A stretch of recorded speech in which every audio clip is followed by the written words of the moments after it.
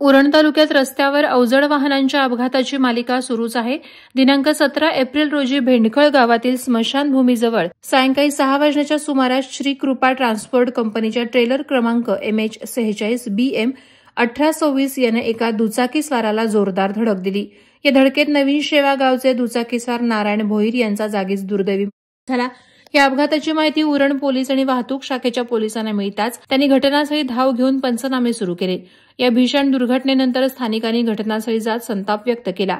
मात्र उरणचे रस्ते हे निष्पाप नागरिकांच्या रक्तानं माखत असून अनधिकृत कंटेनर यार्ड, अतिक्रमण, भंगाराची दुकानं, बेशिस्त अवजड वाहनांच्या वाढत्या वर्दळीवर तात्काळ कारवाईचा बडगा उगारावा अशी मागणी संतप्त नागरिक करत आहेत। उरण तालुक्यात अपघात रोखण्यासाठी प्रशासन ठोस उपाययोजना करत नसल्याने अपघाताचं सत्र वाढतच आहे।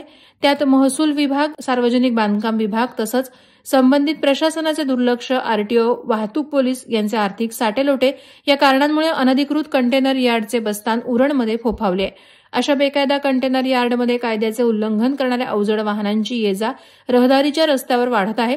या सर्वांमुळे होणाऱ्या अपघातातील निष्पाप नागरिकांच्या नंतर कुटुंब उघड्यावर पडत आहे। मात्र उरणमधील प्रशासन, वाहतूक पोलीस, RTO, राजकीय पक्ष यांना याबाबत काहीच सोयरसूतक असल्याचं दिसून येत नसल्याची खंत नागरिक व्यक्त करत आहेत।